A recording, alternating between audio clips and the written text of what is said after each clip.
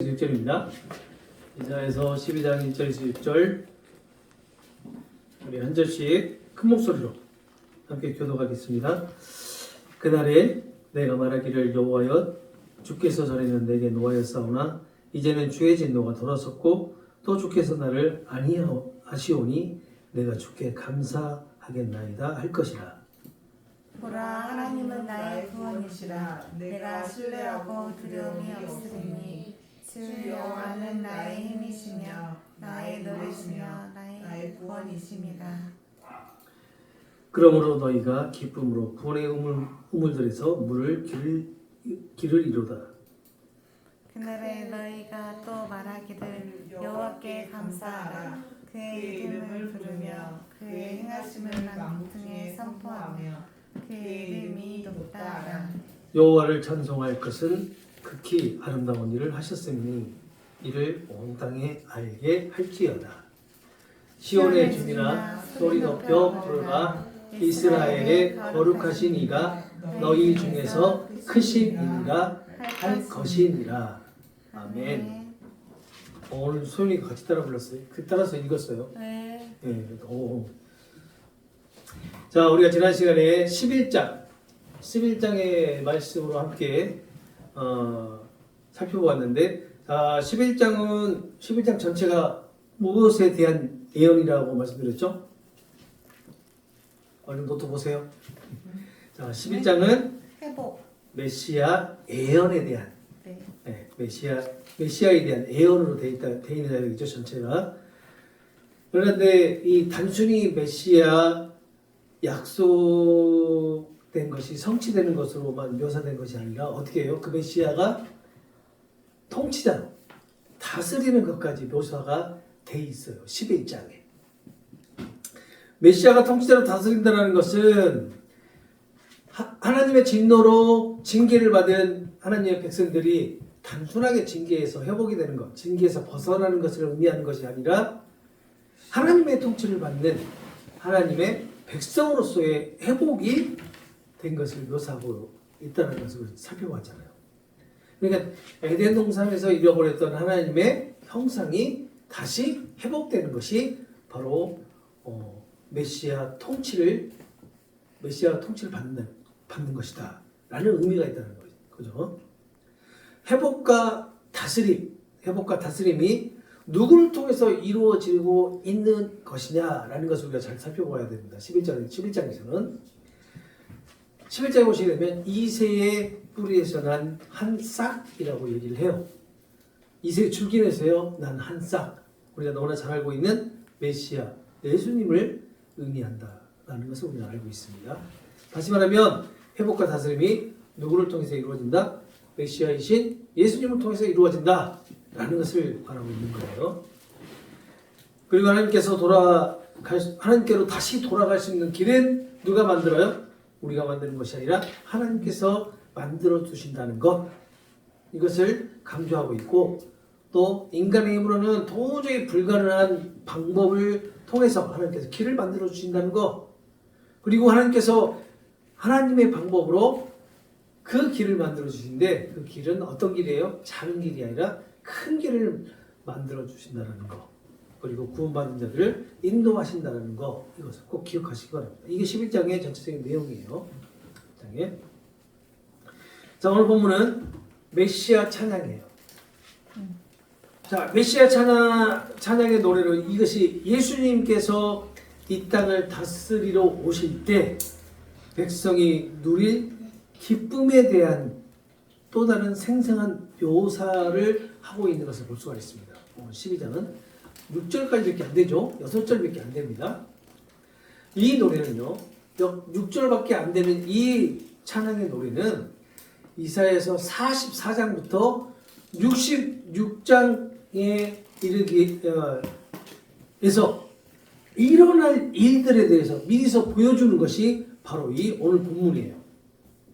그러니까 44장에서부터 66장까지 마지막 장까지 일어날 일들에 대해서 오늘 본문 6개 절, 짧은 절인데 이 짧은 절에서 미리 보여주고 있는 거예요. 자, 7장에서부터 우리가 살펴보면 하나님을 신뢰하지 못했던 이스라엘 백성들에게 하나님의 진노가 임하게 될 것이다 라는 예언이 나오기 시작을 하죠. 7장에. 그리고 12장에 와서는 어떻게 하냐면 하나님의 백성들이 하나님을 신뢰하는 것이 회복이 되고 또 한 발 더 나아가서 하나님을 신뢰하는 것을 선포하면서 메시아에 대한 소망으로 마무리되는 것을 볼 수가 있단 말이에요. 오늘 본문을 통해서 오늘 본문은 두 가지 찬양의 노래로 되어 있어요. 하나는 1절부터 3절까지고요.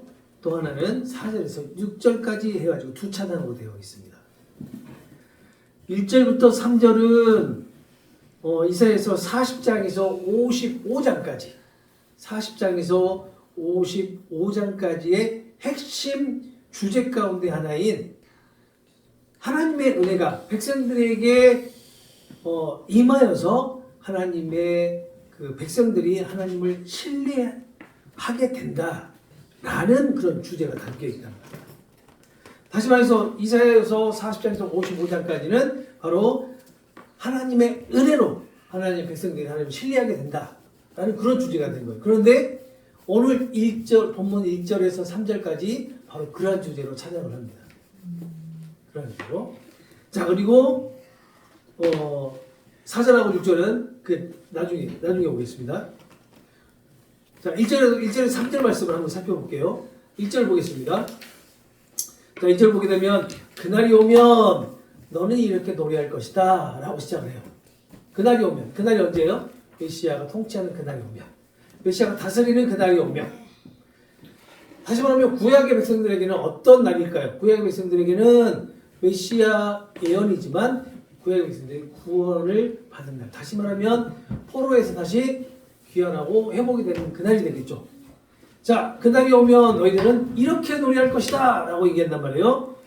자, 여호와여 내가 주님을 찬양합니다. 여호와여 내가 주님을 찬양합니다. 주께서 전에는 내게 진노하였으나 이제는 진노를 거두시고 나를 위로해 주셨습니다 라고 찬양할 것이다 라고 한단 말이에요. 자, 1절은 이스라엘 백성들이 하나님께 감사하는 이유를 노래를 하고 있는 거예요. 왜 감사하는지. 왜 감사해요? 진노가 떠나가고 뭐가 나에게 임했어요? 하나님의 위로가. 무엇으로? 하나님의 은혜로. 그래서 나는 주님을 찬양합니다 라고 지금 고백하고 있단 말이에요. 하나님께서 한때는 노하셨으나 이제는 그 노를 다 푸시고 위로까지 베풀어 주신다는 것. 이것이 1절에서의 핵심이죠. 1절에 오게 되면 주께 감사하겠나이다 라는 구절이 있죠. 마지막 후반부에.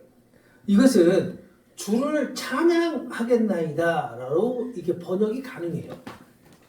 그러니까 내가 주께 감사하겠나이다 라는 이 말이 주를 찬양합니다 라는 그런 말로 번역이 가능하다는 그런 의미예요. 이것은 이사야 선지자가 이스라엘 백성들을 대변해서, 그러니까 나중에 지금 구원을 받고 지금 메시아가 오신 건 아니에요. 그런데 이사야 선지자가 나중에 이스라엘 백성들이 이렇게 감사하고 찬양하게 될 것을 대변하는 형식으로 지금 미리서 감사 찬양을 하는 거란 말이에요. 하나님의 구원하실 것에 대한 감사의 찬양을 지금 이사야 선지자가 대신 하고 있는 거예요. 그리고 2절을 보시게 되면 이렇게 말하고 있죠. 하나님은 나의 구원이십니다 라고 먼저 고백이 이루어집니다. 자, 하나님을 떠난 백성들이 하나님이 나의 구원이십니다 라고 한단 말이에요. 하나님을 신뢰하지 못했던 이스라엘 백성들이. 자, 뭐예요? 신뢰가 다시 회복이 된 거죠. 신뢰가 다시 회복이 되니까 어떻게 돼요? 하나님은 나의 구원이십니다 라고 이렇게 고백이 돼버리는 거예요. 그리고 또 이렇게 얘기하죠. 하나님을 믿으니 내게 이제 두려움이 없습니다. 하나님을 믿고 하나님을 다시 신뢰하니까 내게 그 어떤 두려움도 있을 수는 없다라고 지금 고백한단 말이에요. 그리고 이어지는 믿음의 고백을 보시기 바랍니다. 뭐 어떻게 되는지. 하나님은 뭐라고 해요? 형제 보세요. 하나님 뭐라고 해요? 나의 힘이시며 나의 노래이시며 나의 구원이십니다. 이렇게 고백을 하게 된다는 거예요. 하나님을 신뢰할 수 없다라고 했던 이스라엘 백성들이 어떻게 해요? 하나님 나의 힘이시고 나의 노래이시고 나의 구원이시다라고 이렇게까지 고백하게 된다는 얘기예요. 이것이 바로 뭐예요? 하나님의 형상이 다시 회복되는 거. 구원을 받은 거. 메시아 예수님이 오셔가지고 하나님의 백성들이 이렇게 고백하게 될 것이다 라는 것을 지금 미리서 대변을 하는 거죠. 이러한 고백은 어떨 때 나올까요? 어떨 때 나올 것 같아요? 제가 하나님의 형상이 회복이 되고 믿음이 회복이 되어서 이렇게 이런 고백을 하게 한다라고 말씀드렸지만 또 어떤 게 있을까? 어떨 때 이렇게 이런 고백을 하게 될까? 무엇에 대한 확신이 있을 때 이런 고백을 할 수 있을까요? 무엇에 대한 확신이 있고 확신을 가진 사람만이 이런 고백을 할 수가 있잖아요. 그렇지. 어렵게 생각하지 마세요. 다 그쪽이에요. 구원에 대한 확신이 있는 사람만이 이런 고백을 한단 말이에요. 구원에 대한 확신이 없는 사람 이런 고백 하겠어요? 하나님은 나의 힘이신 못해요. 정말 못합니다. 구원에 대한 확신이 있는 사람만이 하나님은 나의 힘이시며 나의 노래이시며 나의 구원이십니다라고 이거 고백을 할 수 있단 말이에요. 아무에게서나 이런 고백이 나오는 것이 아닙니다. 자, 마지막에 보면 하나님은 나의 구원이시다라는 게 말이 있는데 이 말은 한 세 가지의 의미가 있단 말이에요. 어떤 의미냐면 하나님밖에는 달리 구원이 없습니다. 하나님밖에는 다른 데서는 구원을 찾을 수가 없습니다. 라는 고백이 있어요. 일단. 그리고 하나님은 나를 심판하시는 분이 아니라 나를 구원하시는 분입니다. 라는 그런 의미가 담겨있단 말이에요. 어떤 말이요? 하나님은 나의 구원이십니다. 라는 이 말이. 자, 또 마지막으로 하나는 단순히 구원을 선물로 주신 분이 아니라 하나님 스스로가 구원이십니다. 라는 그런 고백이 담겨져 있는 의미가 담겨져 있는 거예요. 자, 이 정도로 만약에 고백을 한다고 하면 하나님의 은혜의 사례가 필요한 것은 이런 고백을 할 수가 없죠. 구원의 은혜를 충만하게 누리는 자만이 이런 고백을 할 수가 있는 거예요.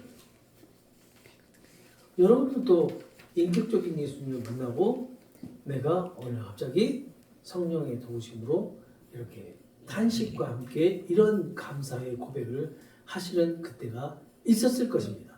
그러나 지금 너무 세월이 너무 많이 흘러서 다 잊어먹으셨죠?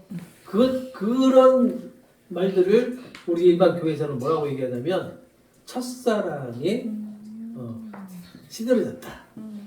첫사랑이 시들어졌다. 예수님을 인격적인 예수님 만났을 때 첫사랑이 시작이 됐다고 하는데 지금은 그 첫사랑이 시들시들해져서 다시 또 그러한 그 감사가 나오게 되면 첫사랑이 회복이 되었다라고 이렇게 한단 말이에요. 맞는 말입니다. 우리가 이미 예수님과의 인격적인 만남을 통해서 우리는 첫사랑이 시작이 되었어요. 그때 우리는 분명히 이렇게 고백을 했을 거란 말이에요. 예수님 외에는 구원이 없고 예수님 자체가 구원이시며 그리고 예수님은 나를 심판하시기 위해서 이 땅에 오신 게 아니라 나를 구원하셔서 하나님 나라의 백성으로 새하늘과 새 땅을 나에게 주시기 위해서 이 땅에 오신 거구나. 나를 죄에서 구원하시기 위해서 오셨구나 라고 하는 그런 고백을 하게 된다는 거예요. 다시 한번 해보고 싶죠?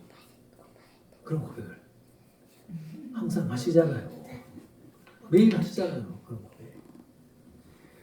자, 그리고 하나님 나의 구원이시다라는 사실에 대한 그런 강한 믿음에서 모든 두려움들이 다 사라졌다라고 지금 고백을 하고 있잖아요.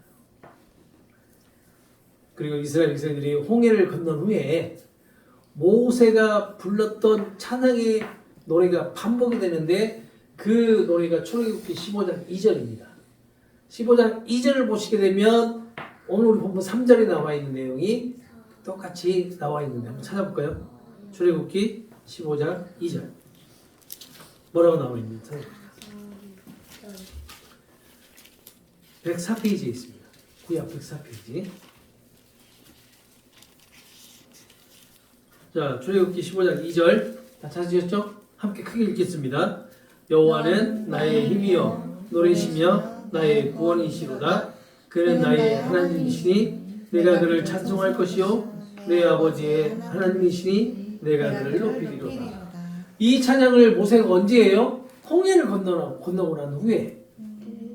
뒤에는 애굽의 백성들이 이스라엘 백성들을 죽이기 위해서 막 쫓아오잖아요. 그렇지만 하나님께서 불기둥과 구름기둥으로 막으시고 이스라엘 백성들을 홍해를 갈라가지고 그 홍해를 건너게 하시고 난 다음에 어떻게 해요? 이스라엘 백성들이 홍해를 들어왔을 때 홍해를 덮어가지고 이스라엘 애굽 군대를 싹 전멸해 버리잖아요. 그러고 난 후에 바로 모세가 하나님을 이렇게 찬양했단 말이에요. 하나님 나의 힘이시오, 나의 구원이시다 라고 이렇게. 지금 이사야 선지자도 역시 마찬가지 그렇게 노래를 하는 겁니다. 내가 이사야 선지자는 지금 이스라엘 백성들이 구원을 받은 것에 대한 확신을 가지고 지금 이렇게 찬양하는 거예요. 하나님 나의 힘이시며 나의 노래이시며 나의 구원자이시다 라고 이렇게 찬양을 하는 거란 말이에요. 하나님은 백성을 지키시며 보호하시는 능력이시고 또 백성들이 부를 찬양의 주제가 되시죠. 그리고 원수의 손에서 건져주시는 구원이시다 라는 그런 고백을 하고 있는 겁니다. 그러므로 너희가 기쁨으로 구원의 우물에서 물을 길릴 것이다 라고 3절에 찬양을 하죠. 구원의 감격과 기쁨이 마르지 않고 샘솟듯 넘쳐날 것을 노래하는 거예요. 물은 있잖아요. 고대 금동에서.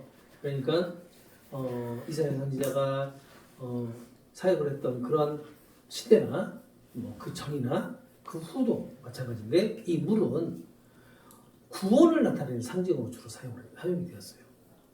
그러니까 세례를 줄 때도 어떻게 줘요? 뭘로 줘요? 물로. 그러죠. 그리고 예수님께서 사마리아 여인에게 우물가에서 무슨 얘기를 해요? 물을 가지고 무슨 물? 생명수를 얘기하시잖아요. 구원의 생명수. 이렇듯 물은 이렇게 고대 운동에서 그리고 이스라엘에서 구원을 상징하는 그런 의미로 주로 사용을 하게 됩니다. 자, 1절에서 3절 찬양이 지금 살펴본 것 같이 하나님이 구원하심에 대한 은혜, 그 은혜에 대한 찬양이었단 말이에요.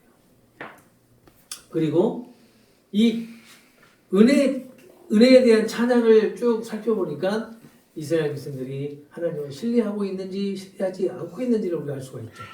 하나님을 신뢰하고 하나님을 믿기 때문에 이 구원에 대한 확신을 가지고 감사 찬양이 나오는 것이다 라고 할 수가 있는 거죠. 자, 그리고 이어지는 4절에서 6절은 이제 이사야서 56장에서 66장까지 56장에서 66장까지의 핵심 주제인데 뭐냐면 하나님의 행하심을 만국에 선포하는 구원의 이름을 온 땅에 선포하는 찬양으로 되어 있어요. 다시 말하면 하나님의 이름을 이게 구원에 대한 확신을 가지고 찬양하면서 이제 하나님의 이름을 온 세상에 선포하는 그런 내용으로 이제 바뀌게 되는 거예요. 4절에서 6절까지. 자, 4절을 보시게 되면 이렇게 되어 있죠. 그날에 너희가 말할 것이다. 무엇을 말하는 것일까요? 계속 보면은 여호와를 찬양하고 주께 예배하여라 라고 말한다는 얘기예요. 여호와를 찬양하고 주께 예배를 드려라 라고 말을 한다는 거예요. 이게 말한다는 말이 무슨 말이에요? 선포한다는 얘기예요. 하나님을 찬양하고 하나님을 예배하라라고 선포한다는 얘기예요. 자, 그리고 주께서 하신 놀라운 일들을 민족들 가운데서 전하라. 주께서 뭘 하셨죠? 이스라엘 백성들을 구원하셨잖아요. 그 구원하신 사건을 모든 민족들에게 전하라 라고 선포한단 말이에요. 그리고 누구의 이름을 선포하라? 그의 높은 이름, 하나님의 높으신 이름을 선포하여라 라고 할 것이다 라는 거예요. 4절에는 구원받은 백성들이 마땅히 해야 되는 4가지 명령문이 딱 나온다고 볼 수가 있죠. 네 가지 명령문이 제시가 되는데 첫째는 뭐냐면 하나님께 감사하라. 둘째는 그의 이름을 부르라. 네. 이름을 부르라는 게 무슨 의미예요? 예배를 의미하는 겁니다. 예배. 자, 그리고 하나님의 행하심을 만국에 알려라. 뭐예요? 행하심을 만국에 알려라. 구원을 만국에 전 세계에 알려라. 구원이 뭐예요? 다른 말로 가스펠. 그죠? 복음을 알려라. 복음을 전하라. 라는 거죠. 자, 그리고 마지막으로 네 번째는 하나님의 이름을 높여라. 하나님의 이름을 높이는 거 뭘까요? 하나님께 영광을 올려드리는 거. 이것을 의미하고 있는 거죠. 이렇게 한 절에 4절 한 절에서 이렇게 네 가지의 명령문이 제시가 되어 있는 거예요. 감사하라. 하나님을 예배하라. 그리고 복음을 전하라. 그리고 하나님께 영광을 올려드려라. 라는 명령문입니다. 계속해서 5절을 보시면 여호와께서 영광스러운 또는 위대한 일을 하셨으니 영광스러운 일, 위대하신 일, 이 일을 하셨으니 주님을 찬양하라. 주께서 하신 일을 온 세계에 전하여라. 라고 지금 찬양을 합니다. 4절도 보면 그렇고 5절도 보면 그렇고 어때요? 이게 전부 다 하나님의 이름을 찬양하고 하나님의 이름을 선포하고 하나님께서 이루신 일들을 지금 온 세상에 선포하라라고 하는 그런 내용으로 되어 있죠.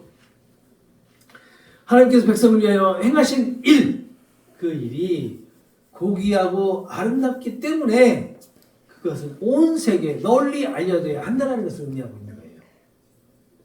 이것은 예수님이 하늘로 승천하시면서 제자들에게 주신 성교 명령과 연결이 되는 것이다 할 수 있죠.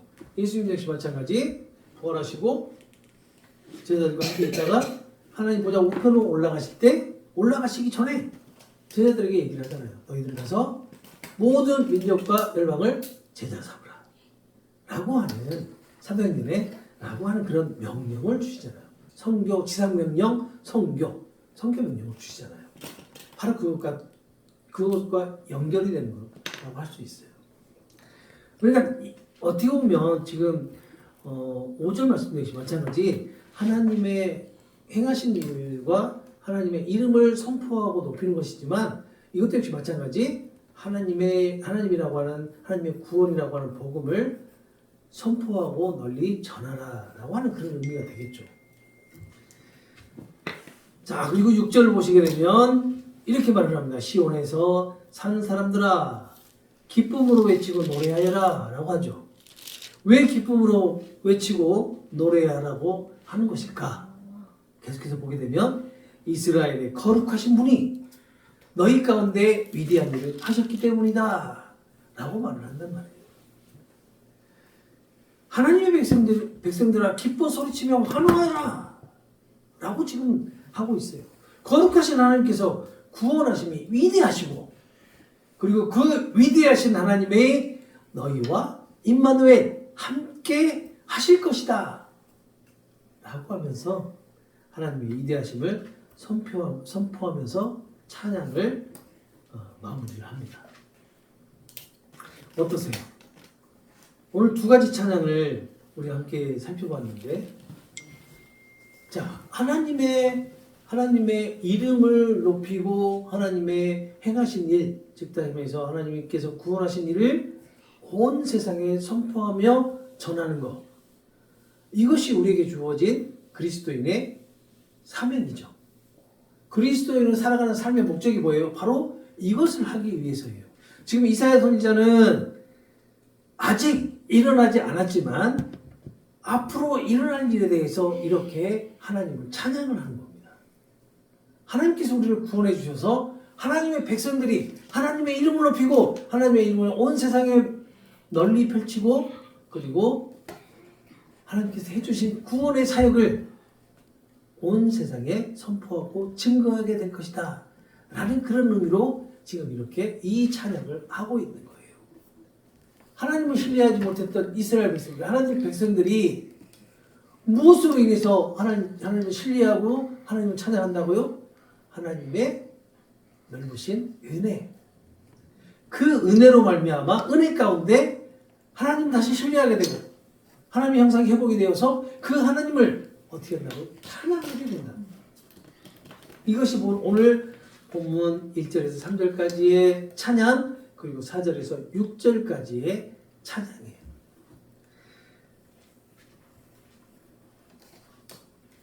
그렇다면 오늘을 살아가고 있는 그리스도인들에게 이루어지는 그 구원에 대한 감사, 다시 말하면 예수님이 다시 오실 때 이루어지는 구원이 우리에게 주어졌는데 우리는 그 구원의 감사를 어떻게 표현을 하고 있을까? 어떻게 표현을 할까? 우리가 매일매일 살아가면서 하나님께 예수님께서 우리를 위해서 죽으시고 우리를 구원하셨다라고 하는 그런 감사의 기도가 매일매일 이루어지고 있나요? 어때요? 아마 분명히 예수님의 죽으심으로 내가 구원받았다는 사실 다 알아요.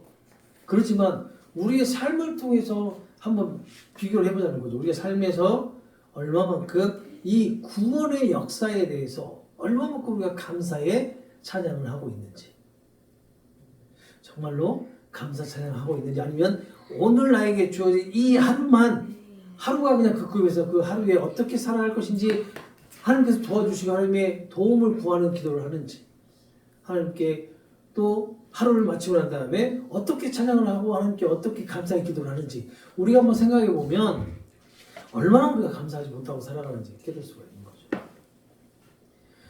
이사야 선지자는 아직 일어나지 않은 일에 대해서 감사와 찬양을 올립니다. 그렇지만 우리는 이미 우리가 구원을 받았다는 사실을 이미 알고 있잖아요. 예수님께서 십자가에 죽으시고 다 이뤘다고 선포하셨다는 그 말씀을 어디에 기록하셨기 때문에 성경책에 기록하셨기 때문에 성경책을 통해서 우리가 구원을 받았구나라는 것을 깨닫게 되잖아요. 그런데도 불구하고 어때요? 감사 찬양이 잘 안 돼요. 물론 매일같이 열심히 기도하고 열심히 찬양하시는 분들도 있어요. 정말 구원에 감격해서 정말로 그 감사가 넘쳐나서 찬양하시는 분도 있을 거라고 생각합니다.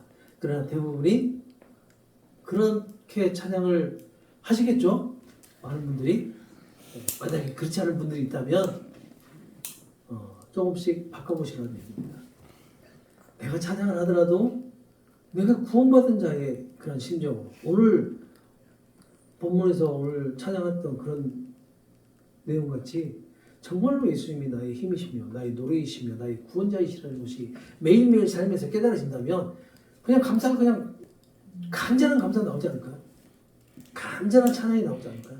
우리가 충만이라는 그런 찬양을 부르면서 저도 수없이 출근하면서 들으면서도 수없이 많은 눈물을 흘렸고 여러분도 역시 마찬가지 힘들고 어려운 일이 있고 의지하고 싶은 때 이 찬양을 들으면 뭉클해지면서 눈물이 쏟아지고 그러잖아요. 정말 간절한 마음으로 진솔된 마음으로 이렇게 찬양을 하고 한다면 아마 우리에게도 이러한 감사의 새로운 마음들이 샘솟지 않을까요? 아니에요? 오늘 이 찬양을 통해서 저도 한번 이 말씀을 쭉 살펴보면서 깨달았던 것이 그겁니다. 나는 과연 얼마나 그런 감사하는 정말로 진실된 찬양을 하는지. 내가 매일매일 찬양을 하면서도 그냥 습관적으로 입에서 붙어서 나오는 찬양이 있어요. 나도 모르게. 그러다가 그 찬양이 심체를 하게 되면 이 안에서 이제 뭔가 좀 뜨거운 게 막 올라와요. 그러면서 감사가 나오고 또 자그마한 일에 감사를 하다 보니까 또 찬양이 막 저로 나올 수도 있고 그렇지만 언제나 이게 계속 유지되는 건 아니죠. 저뿐만 아니라 모든 분들이 다 그럴 것 같아요.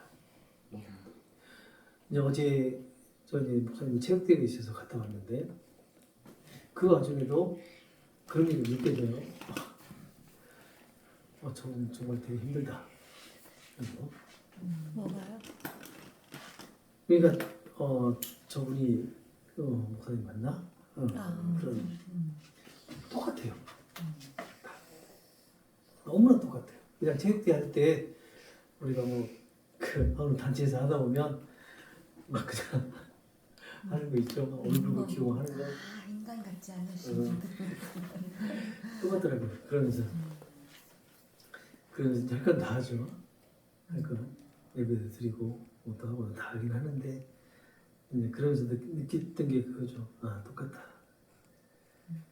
그러면서도 아 힘든데 돌아오면서 또 찬양을 들으니까 또 찬양을 들으면서 또 마음이 또 삭혀지고 또 위로를 받고 다 그런 거 아닐까요? 자 오늘 본문의 찬양을 우리가 시간 나시다고 12장이에요. 한 번씩 더 읽어봤으면 좋겠어요. 시간 나실 때 정말로 우리의 힘이 되시고 우리의 노래가 되시고 나의 구원이 되시는 예수님.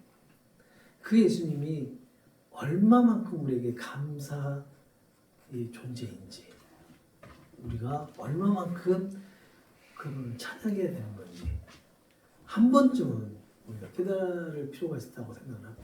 물론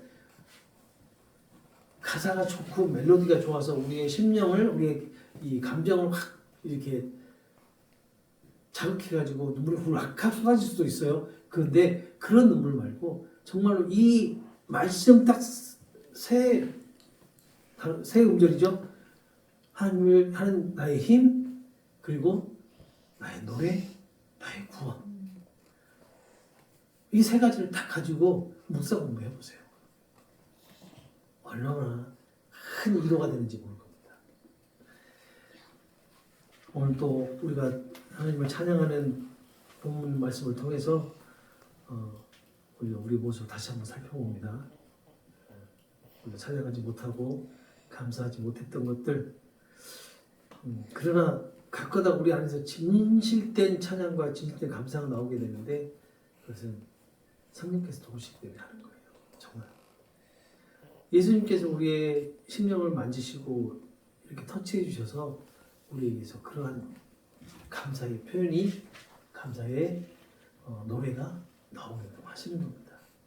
그래서 너무나 은혜 가운데 우리가 살아가고 있음을 깨닫게 되는 거죠.